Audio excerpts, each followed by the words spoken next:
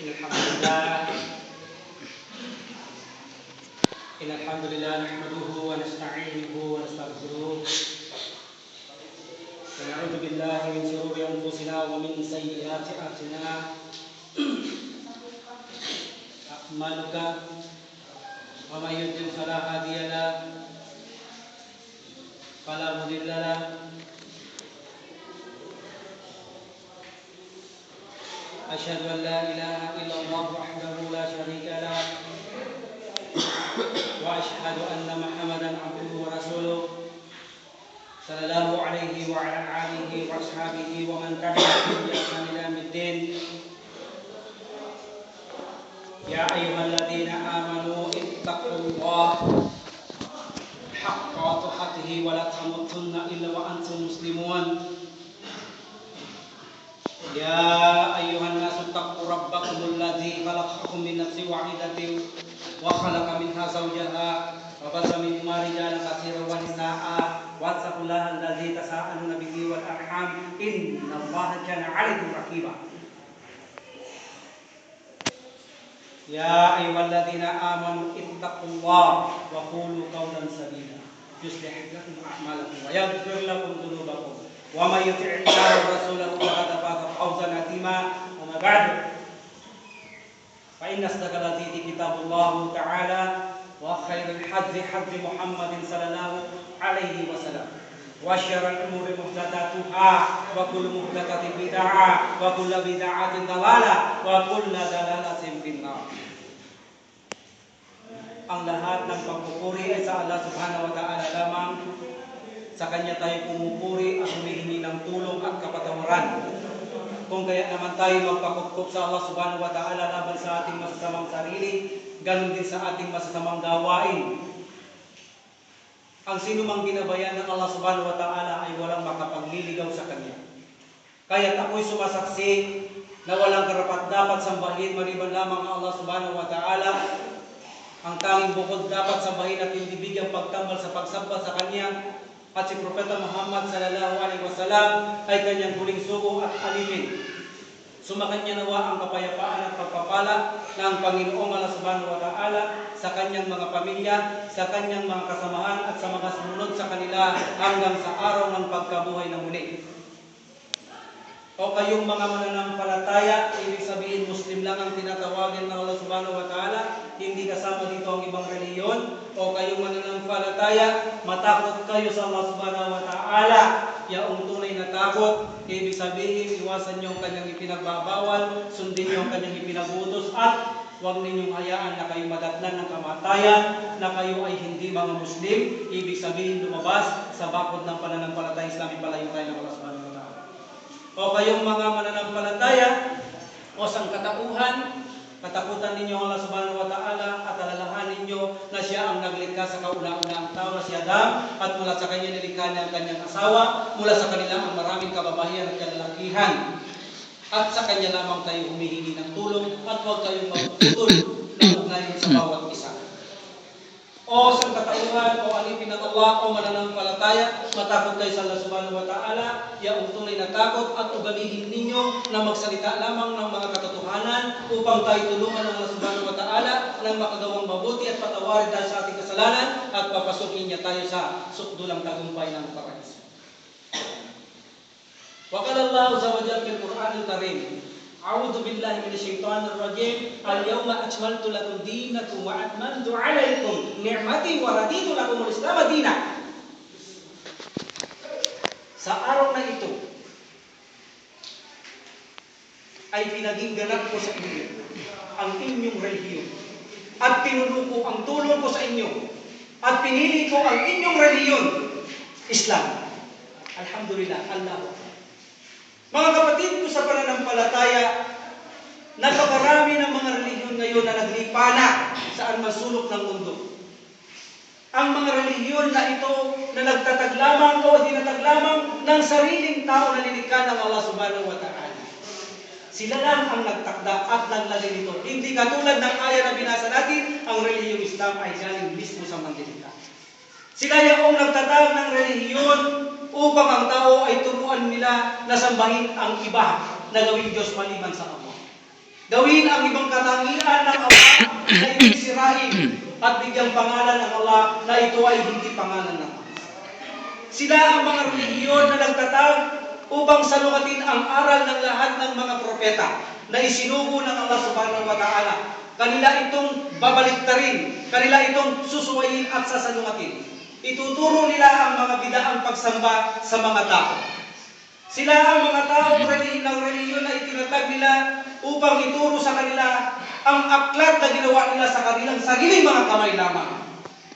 Na wala silang ginagamit na mga katotohanan kundi sariling sulat ng kamay nila. Kaya binalaan sila ng Allah subhanahu wa ta'ala. Fawailul ladina yaktubuna al-kitaba fawailul ladina yaktubuna al-kitaba biaydihim thumma yaquluna hadha min indillahi laysa bihi thamanan qalila. Fawailul lahum mimma katabat aydihim wa wailul lahum mimma yaksabun. Kasawian sa kanila, sabi ng Allah subhanahu wa ta'ala, sila na lumikha o kumata ng aklat sa sarili nilang kamay. Upang ganoon ay kumita sila ng maliit lamang nakatiting na barya at sasabihin nila ang aklat nito ay mula sa Allah. Kasawian sa kanilang mga isinulat sa kanilang kamay, kasawian sa kanilang mga pinita. Ang mga relihiyong kumikita lamang sa kanilang mga tagasunod na kanilang mga itinatag upang dayanin ang mga tao, upang sa ganoon ay ilubok sila sa kalupaang ito, lalo higit sa kabilang buhay sa kaparusahan ng Allah subhanahu wa ta'ala.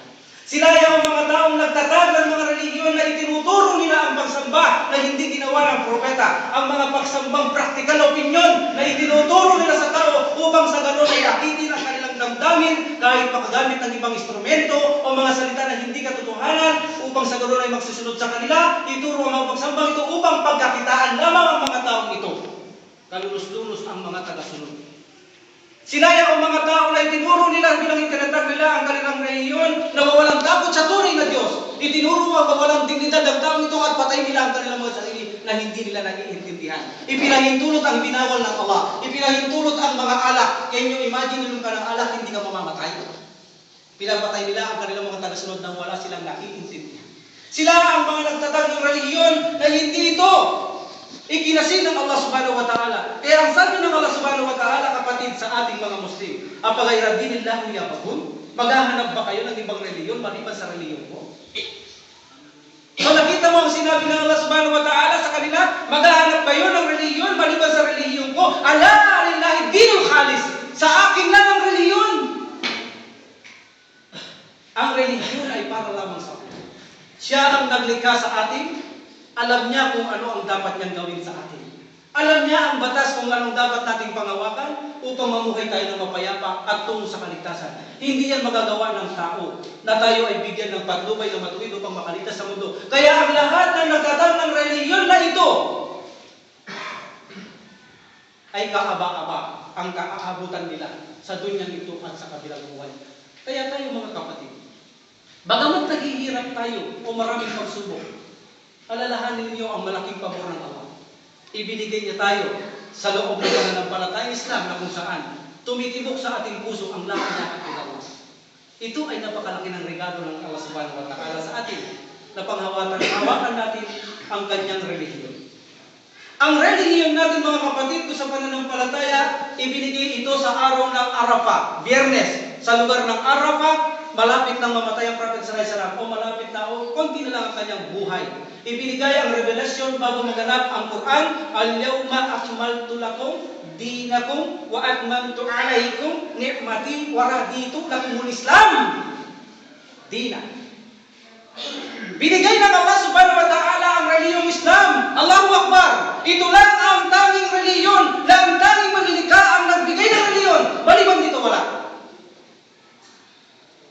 Syara'a lakum, sabi ng Allah subhanahu wa ta'ala, lahum syuraka'u syara'a lahum minad-dini ma lam yu'dam bihi Allah. Kayo ba'y magtatatag ng ibang relihiyon na itinuturo niyo sa tao na hindi ko sinangayunan? Ang lahat ng relihiyon na naglipanan niya mga kapatid, ilang manglibo ito, hindi ito sinanghayunan ng Allah subhanahu wa ta'ala. Kaya sila ay nasa kalunos-lunos na kalagayan. Samantalang tayo ay nasa pakagandang kalagayan. Tayong mga kamusliman. Bagamat nagdurusa, naghihirap, iba-ibang kondena ang nangyayari sa atin sa bansang ito. O saan mabasa? Sinasaktan tayo. Pero walang mabalag balikan sa atin pagdating sa relihiyon. Sapagkat ang relihiyon natin ay relihiyon na malilika. Ang Diyos natin ay ang malilika. Ang mga sinusunod natin ay ang kanyang mga sugot propeta. talaga nasa matuwid na landas tayo mga kapatid sa pananampalataya. Kaya sabi ng Allah subhanahu wa ta'ala, inna indallahi Islam. Inna dina indallahi Islam. Walang relihiyon maliban sa akin, maliban ng Islam. Sabi ng Allah subhanahu wa ta'ala. Ang relihiyon ba ito ay relihiyon ng mga propeta? Ang relihiyon ba ito ay napagbiling ba ni Ibrahim alayhi salam at Yaqub sa kanyang mga pamilya? Of course, ipinagbiling nila ito. Ang sabi ng Allah subhanahu wa ta'ala, وَمَسَّى بِهِ إِبْرَاهِيمُ بَنِيهِ وَيَعْقُوبُ يَا بَنِيَّ إِنَّ اللَّهَ اصْطَفَى لَكُمُ الدِّينَ فَلَا تَمُوتُنَّ إِلَّا وَأَنْتُمْ مُسْلِمُونَ. At ipinagbilin ni Ibrahim sa kanyang mga anak, at ganoon din si Yaqub, ipinagbilin sa kanyang anak na sinabi nila, o aking mga anak, nagtakda ng reliyon ng Allah, Islam, huwag niyong pabayaan na kayo mamatay na hindi Muslim. Ibig sabihin, huwag kayong mamatay nang wala sa bakod ng Islam. Napakapalad natin sa tuwing naririnig natin ito, kapatid. Nagpapalakas ng ating iman, ng ating relihiyon, ay tunay na walang alinlangan na katotohanan. Kaya ang sabi ng Allah subhanahu wa ta'ala, ang sino pang maganap ng relihiyon ngayon, maliban dito, hindi niya natatanggapin ang Allah subhanahu wa ta'ala. وَمَنْ يَبْتَغِي غَيْرَ الْإِسْلَامِ دِينًا فَلَنْ يُقْبَلَ مِنْهُ وَفِي الْآخِرَةِ وَهُوَ مِنَ الْخَاسِرِينَ. Kaya ang sino man maghanap pa ng relihiyon maliban sa Islam, talikuran natin ang Allah subhanahu wa ta'ala, pumunta tayo sa ibang relihiyon, sa kabilang buhay, hindi ko ito tatanggapin, at sila ay kabilang sa mga talunan. Sabi ng Allah subhanahu wa ta'ala. Sino ang magwawagi? Tayo lang, kapatid, ang magwawagi. Sinabi ng Allah subhanahu wa ta'ala sa Prophet sallallahu alaihi wasallam, sa kabilang buhay, hindi ko pahihiya ang mga Muslim. Allahu Akbar! Ang Allah subhanahu wa ta'ala ay hindi sumisira sa kanyang mga pangako. Ibig sabihin, kapatid, tayo lang ang mapapalad na linikha ng Allah subhanahu wa ta'ala sa mundo nito. Kaya ang mahalaga ngayon, kapatid, ay mapanghawakan natin mahigpit ang ating relihiyon, ang pananampalatayang Islam, ang daladala ng lahat ng mga propeta na ipinadala ng Allah subhanahu wa ta'ala. Syara'a lakum min ad-dini ma wasa bihi Nuha walladina awhayna ilayka wa ma wasa Ibrahim wa Musa Isa an aqimuddin wa la tatafarraqu. Ito rin ang relihiyon na ibinibigay ko sa inyo, sa atin. Na ibinigay kong relihiyon kay Noah, na ibinigay ko sa iyo Muhammad, walladina awhayna ilayka. Ibinigay ko rin ang relihiyon na ito kay Ibrahim, inilagay ko rin ito kay Musa, inilagay ko ito kay Isa. Panghawakan ninyo ang inyong relihiyon, an aqimuddin wa la tatafarraqu. Huwag kayong magkawatak-watak. Huwag kayong gumawa ng ibang sekta. Huwag kayong gumawa ng ibang relihiyon. Wa'tasimu bihablillahi jami'a wa la tatafarraqu. Panghawakan niyo mahigpit ang lubid ng Quran, ang Quran, ang Sunnah, at ang pananampalatayang Islam. Huwag kayong magbahagi.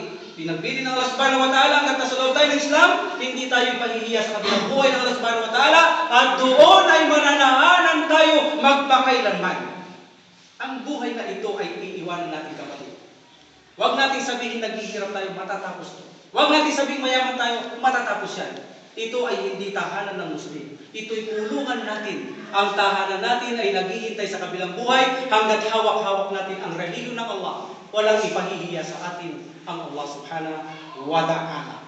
Barakallahu li wa lakum fil Qur'anil azim wa nafa'ani bil ayati wa dhikril hakim wa taqabbal minni wa minkum tilawatahu innahu huwas samiul alim.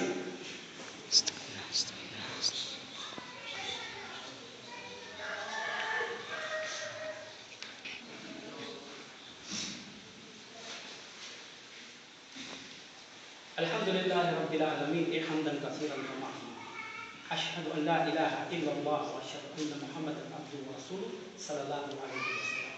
So anong gagawin natin, kapatid? Ngayon nasa matuwid tayong relihiyon, ang mapag-ingatan natin. Huwag nating talikuran ng Allah. Huwag natin iwanan ng kanyang relihiyon. Hanggang sa madatnan na tayo ng kamatayan. Kahit na ang lubid na ito'y parang espada na nasusugatan ng ating mga palad, huwag na huwag kayong bibitaw. Sapagkat ito ang tanging sandata natin sa pag-arap natin sa Allah subhanahu wa ta'ala upang magtagumpay ang bawat isa. Alalahanin natin, tayo lang pong mga Muslim, kapatid, ang tanging magtatagumpay. Kaya huwag na huwag tayong bibitin, huwag na huwag tayong tatalikod sa pananampalatayang Islam na dala ng lahat ng mga sugo at propeta, na kung saan ito naman ang relihiyon na sinahawak natin ay walang alinlangan galing mismo sa Allah subhanahu wa ta'ala. Ito ang ating relihiyon, kapatid, na panghawakan natin at magbibigay ng sigla, inshallah, sa araw nito paglabas natin na ang ating mga iman ay napausbong na naman. Sanhin ng katotohanan ang relihiyon tala natin ay walang alinlangan na pagkaari ng may-ari ng lahat ng mga nilikha sa mundo ito at sa kalangitan. Ang Allah subhanahu wa ta'ala. Kaya panghawakan natin, kapatid, ng mahigpit ang ating relihiyon. At tayo manalangin sa Allah subhanahu